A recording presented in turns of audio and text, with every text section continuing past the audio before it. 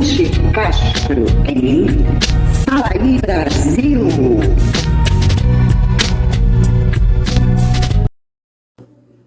Fala aí Brasil, meu povo, minha pova, meus amores, minhas amoras, como estamos? Estamos bem, graças a Deus. A cada dia nós vamos ficar melhor. Confie nisso, acredite nisso. Tá bom? Bom, gente, eu vou chegar, vou pedir o like de vocês, deixem um curtir, botem bastante comentário e dê compartilhamento. Por quê? Porque eu tô em Shadowban, isso quer dizer que o Twitter não tá, o YouTube não tá entregando, vocês não estão recebendo, tá muito baixa a visualização, tô cortando visualizações, ou seja, estão me botando escondidinha de castigo, tá bom? Então eu conto com a ajuda de vocês. Vamos lá, gente. Eu falo que vou terminar o assunto, parece que vai ficar interminável, mas não. Eu acho que daqui pra frente a coisa vai esfriar, né? Mas eu trouxe um assunto dentro do outro, tá? Eu vou começar pelo vídeo que eu já mostrei pra vocês, tanto no vídeo inteiro quanto num corte, sobre o que o Alan dos Santos fala a respeito do grande imperador careca. O Alexandre de Moraes está a serviço de alguém.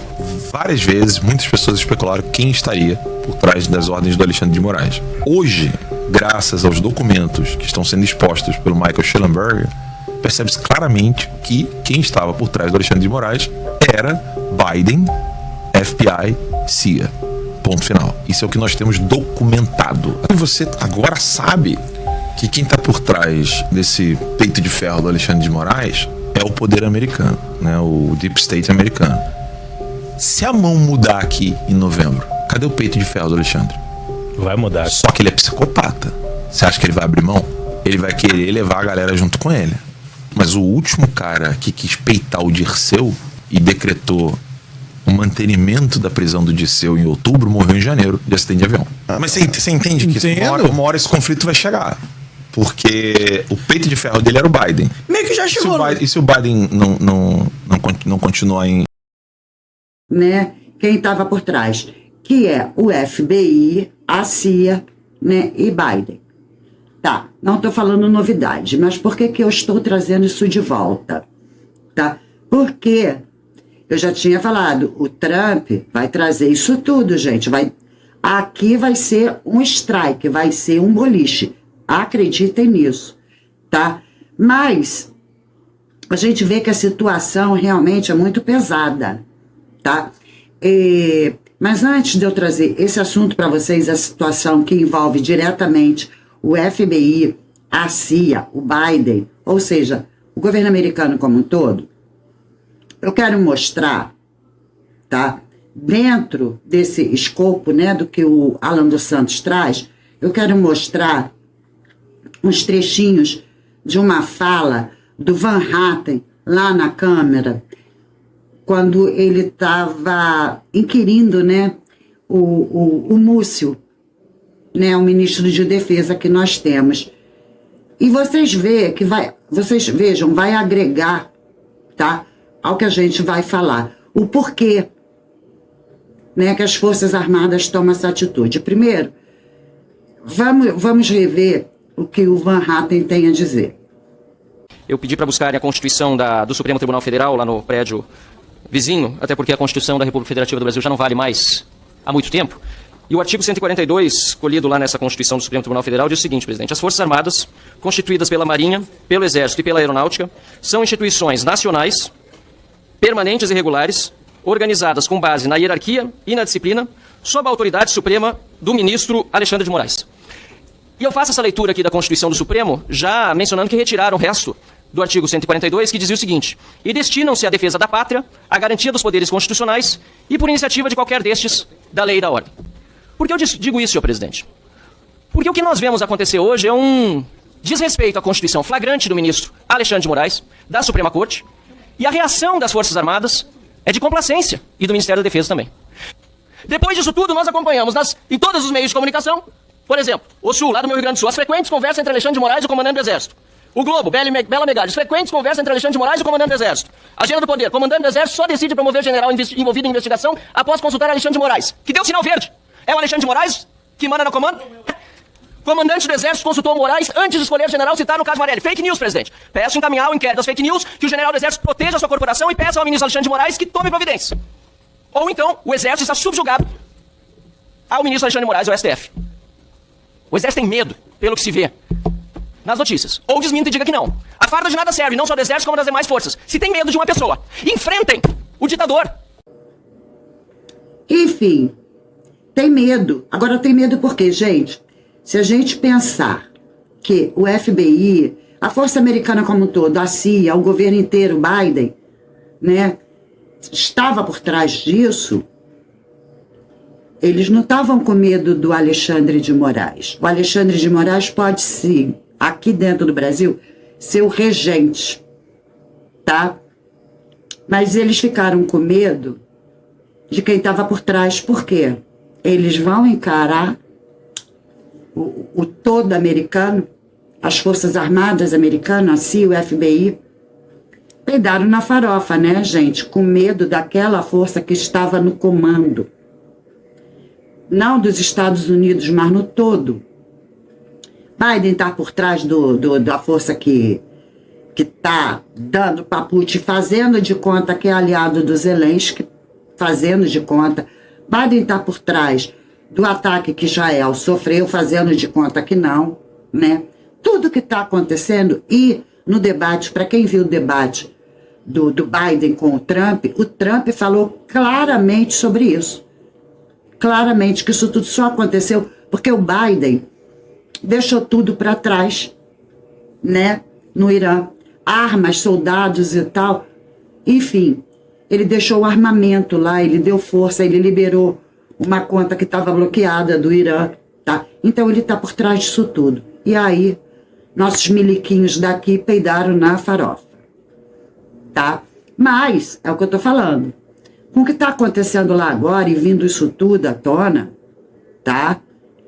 Vai ficar difícil a sustentação daqui de dentro do imperador careca, tá? E vamos ver como que as Forças Armadas vão se comportar quando o jogo virar. Quando o Trump assumir, que praticamente já assumiu, só falta se comprovar nas urnas, né, gente? Porque não tem mais dúvida, não tem como reverter isso, tá? Não tem. Bom, e o que eu vou trazer a mais sobre o assunto Trump diretamente, né? Eu venho falando para vocês, no primeiro vídeo que eu falei sobre o possível atirador, né?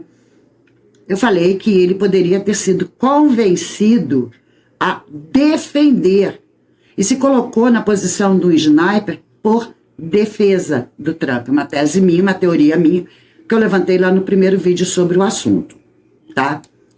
E agora eu reforço a minha tese, tá? Eu vou primeiro mostrar um trechinho do que o Alexandre Garcia fala. O pai dele é do FBI, ou do FBI. O FBI é o correspondente à Polícia Federal aqui no Brasil. Assim como o Serviço Secreto é o correspondente ao Gabinete de Segurança Institucional, a segurança do Presidente da República. Assim como a CIA é o correspondente à ABIN. Só para a gente não misturar as coisas. Bom. Como vocês podem ver, o menino era filho de um agente do FBI. Bom, gente, o FBI, como vocês escutaram ele falar, é como a Polícia Federal daqui. E a gente sabe que hoje em dia existe divisão. Tem o lado A e o lado B da Polícia Federal. Tem os honestos querendo fazer o trabalho certo e tem a Polícia Federal Especial do Xandão, né? Quem está de frente. E, desculpa, eu acredito que esse agente, o pai do garoto, seja, digamos, o lado A, o lado que quer fazer tudo direito. Tá? E entrou de bucha junto com o garoto. Deixou, né, a coisa acontecer assim, não, vamos salvar o Trump, porque não tem reforço, tá tudo muito confuso, tá? E deixou, porque eu já mostrei que esse menino foi o porcoelho. E eu vou insistir nessa tese. Até que tudo mais me prove o contrário. Tá? Tudo mais. Esse menino não tinha experiência, tá? A não ser que ele tenha começado a treinar para ser um sniper desde os 10 anos. para o tiro que foi dado. Tá? Eu já mostrei para vocês em gráfico, mostrei em 3D e agora eu vou mostrar com o vídeo mesmo, o vídeo em câmera lenta, aonde estava o alvo e o que aconteceu. Vocês conseguem ver que o alvo era central, né? O alvo era para vir pá. E quando ele vira, desvia. Então, aquela mira, né? Porque isso foi estudado, né? O roteiro da bala, o caminho, etc., né? O forense, era aqui. O desvio fez ela passar, tá? Então fica mais claro que era uma pessoa muito preparada para dar um tiro certeiro bem no centro, tá? Eu não acredito que esse menino com 20 anos tivesse essa competência, mas eu acredito que ele foi iludido, tá? Com esse reforço, era filho, o pai era do FBI, tá? Mas ainda não mostrei tudo. Gente, eu vou deixar o vídeo explicando, mas eu já vou antecipar para ficar mais fácil, tá? O Paulo Figueiredo, ele tem um canal chamado Olavo de Carvalho, né? Porque ele não pode ter um canal com o nome dele aqui. E nesse vídeo, tá? Ele fala que só piora. A coisa ainda tem muito para vir à tona, né? Mas ele traz algumas coisas e ele afirma que isso é da mídia lá de fora que já está sendo divulgado, que não é fake news. Vocês vão ver ele falando isso, né? Mas que esse menino, o Thomas Crooks, ele tirou um telêmetro, tá? Que foi notado por todos, inclusive por um sniper, por um outro sniper que entende para que aquilo serve, né? Antes de desaparecer e retornar com uma mochila, tá? E ele fala que os atiradores de elite, além de ver isso, eles tiveram em torno de 26 minutos de ação. Antes. Quer dizer, era pro Trump nem estar mais ali, aquele local ter sido todo esvaziado. Além do que, ele também fala que aquele prédio que ele trepou no telhado, ele fala que aquilo ali era do serviço secreto e que tinham homens lá dentro. E que viram de dentro. Complicou, né? E outra coisa, a chefe de segurança ainda alega que eles não conseguiam subir no telhado porque o telhado que o menino estava era inclinado, eles podiam cair. Só que o telhado que estava, os sniper pró-Trump, era mais inclinado. Entende? Então, é isso. Eu vou deixar vocês com o vídeo, não vou falar muito, só resumindo o assunto, porque está cada vez mais comprovada que, sim, tem um envolvimento não só do serviço secreto, mas da CIA, do FBI, como um todo. Então, não duvido que, como todas as forças armadas de qualquer país esteja, tá, no comando do comandante do país, ou seja, do presidente. Eu não sei se eles iam, porque tinham militares ali. A gente consegue ver militares também correndo na hora do tumulto, né? E aí, como, né, eu já tinha mostrado o vídeo do Alan falando do que está acontecendo aqui, e o Van Hatten, né, confrontando o ministro de Defesa e dizendo claramente que as Forças Armadas são covardes, que tem medo do Xandão. O medo não é do Xandão, mas era do governo americano como um todo, tá? Então, gente, de novo, eu vou refazer, vamos orar, porque o jogo tá virando. O jogo tá virando. Então, quem sabe, de repente, os melancias perdem o medo se o jogo virar, né? Acham a coragem embaixo da mesa e fiquem do lado do povo, porque o povo daqui também vai reagir. O povo daqui também é patriota e eu estou insistindo nessa tecla, nós temos que ser patriotas. É isso, gente. Não tem mais nada para dizer. Agora fica com o vídeo do Paulo Figueiredo na íntegra, para vocês entenderem tudo, tá bom? E já vou adiantando o beijo no coração de vocês. Fiquem com Deus. Até a próxima. Fui. No telhado. Eles disseram originalmente que não tinha havido tempo. Só que a coisa piora muito. O que eu vou trazer hoje pra vocês aqui é muito sério. E eu não tô trazendo... Eu tenho uma brincadeira, né? Qual é a diferença entre uma teoria da conspiração e a realidade? O pessoal conta essa piada aqui nos Estados Unidos. Qual a diferença entre a teoria da conspiração e a realidade? A resposta é aproximadamente uns 2 meses. Essa é a diferença, né? Porque demora 2 meses para as teorias da conspiração se tornarem realidade. Mas o que eu vou trazer aqui pra vocês não são nem teorias da conspiração. São notícias que já têm sido noticiadas com fontes, etc., até por alguns veículos da grande mídia. E eu vou trazer isso aqui pra vocês. Isso é importante vocês saberem. Tudo aqui é confirmado pela mídia. Então, se modificar depois, mas é o que nós sabemos nesse momento.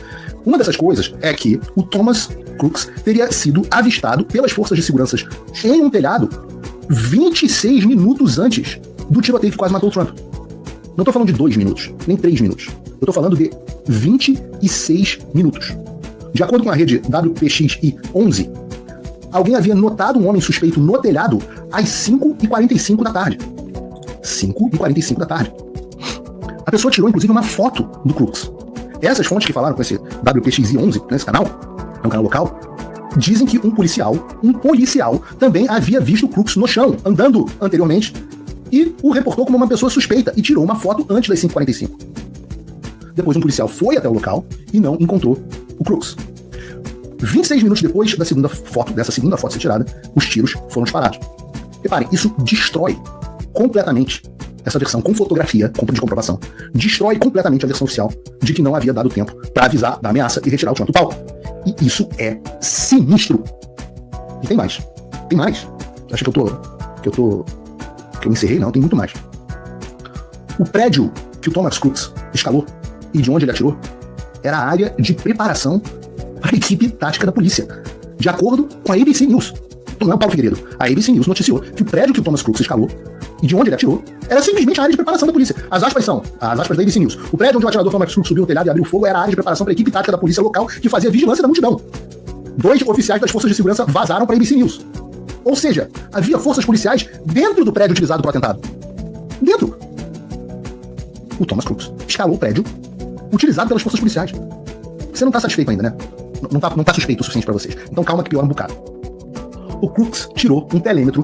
Telêmetro, pra quem não sabe, pra quem não tá acostumado a tirar, telêmetro é um chama de rangefinder. É um negócio que você calcula a distância entre você e um objeto. Algo que é fundamental para um tiro à distância. Porque você consegue fazer o ajuste da mira, né? Básico de tiro aqui, balística, né? Balística, o tiro, ele cai. A bala, né? O projétil tem gravidade. Então, de acordo com a distância, você também corrige pelo vento, dependendo do vento, dizem que o vento foi uma das coisas que salvou o Trump. Mas de acordo com a distância do alvo, você calibra a sua mira. Eu tava até discutindo com o Gerson Gomes, eu gosto de atirar, se ele tava usando ou não uma luneta, né? Um scope. Eu acho difícil que não tivesse, porque o alvo fica muito pequeno a 150 metros de distância. Não é impossível nem, você atirar a 150 metros mais 15 uma mira de ferro, sem mira telescópica, mas o alvo fica pequeno, é mais difícil você acertar a cabeça com precisão. Então você usa o rangefinder para você calcular a distância do alvo. Então se o alvo estiver mais longe, você sobe um pouquinho a mira e por aí vai. Então esse cara, olha o grau de maluquice do que a gente tá falando. Tá? Olha o grau de maluquice do que a gente tá falando. Esse cara, o Thomas Crooks, tirou um telêmetro, esse rangefinder, que foi notado pelo sniper do serviço secreto antes do comício. O sniper olhou e falou, porra, por que esse cara tá tirando esse telêmetro? Aí o cara desapareceu e voltou com a mochila. Então deixa eu repetir pra vocês. Os atiradores de elite do serviço secreto viram o Crooks tirar um telêmetro para calcular a distância até o alvo e ainda assim ninguém o impediu. De acordo com a CBS News, os atiradores de elite observaram o Crooks examinando a estrutura, tirando o telêmetro e depois voltando com a mochila. A polícia local fica dizendo que o Crooks estava desaparecendo, que eles olhavam, ele estava de um lado, daqui a pouco estava do outro. Aspas da CBS News, outra rede grande americana. Um dos atiradores de elite dentro do prédio viu Thomas Matthew Crooks do lado de fora, olhando pro telhado, observando o edifício, diz a CBS. Aspas. Crooks voltou, sentou-se e olhou pro seu telefone. Neste momento, um dos atiradores de elite tirou uma foto dele. Crooks tirou um telêmetro e o atirador de elite informou ao posto de comando pelo rádio. Crooks desapareceu novamente e então voltou uma terceira vez com uma mochila. Os atiradores de elite informaram que ele tinha uma mochila e disseram que ele estava caminhando em direção aos fundos do edifício. E ninguém tirou o Trump do palco. Os policiais agora, segundo a CBS, acreditam que o Crooks utilizou uma unidade de ar-condicionado para subir no telhado. Volto a dizer, o telhado que estava sendo utilizado como base pela polícia. É possível que esse cara tenha subido sem a ajuda de alguém? No prédio da polícia? E hoje mesmo, agora pouco antes de entrar no ar, a diretora do Serviço Secreto dos Estados Unidos, que é quem faz a segurança do presidente, é a Kim Tittle, também conhecida como Kim Cheetos, porque ela trabalhou na Pepsi, que é a dona da marca do biscoito, né, do Cheetos. Antes dela ser nomeada pelo Biden, ela trabalhava na Pepsi. lá de segurança da Pepsi. Então por isso que ela é Kim Cheetos, né? Que é como se chama Cheetos aqui nos Estados Unidos. Ela estava dizendo, a Kim Cheetos, estava dizendo que os snipers de defesa do serviço secreto não estavam no telhado onde o Thomas Crooks atirou, porque o telhado era, abre aspas, inclinado ou íngreme e inseguro. Ou seja, os snipers Nutella do serviço secreto, eles não podem ficar no telhadinho inclinado. Mas um moleque de 20 anos, sem nenhum treinamento, pode. É a geração Nutella. O que seria, por si só, absolutamente ridículo, se não fosse também uma mentira deslavada. Mais uma. Os snipers que estavam atrás do Trump no comício estavam no telhado mais inclinado. Como qualquer pessoa com um olho só, mesmo um caolha, consegue ver nesse vídeo aí. Olha aqui, só olha o outro telhado. Esse é o telhado que os atiradores do serviço secreto não podiam ficar, porque era muito íngreme. Desculpem, me desculpem. Isso cheira muito mal. Meu povo e minha pova, meus amores e amoras, o nosso canal é pequenininho e não é monetizado. Portanto, infelizmente eu não tenho como me dedicar por mais tempo para trazer vídeos mais elaborados, e até mesmo maior número de assuntos, pois isso demanda bastante tempo, tanto de pesquisa quanto de edição, e preciso correr atrás para sobreviver. Então, caso sentirem seu coração à vontade de nos ajudar a crescer e melhorar a nossa qualidade com qualquer quantia, já me ajudará muito. Ficarei imensamente grata a cada um de vocês e tenho a certeza que Deus abençoará e recompensará grandemente a sua colaboração. Muito obrigada.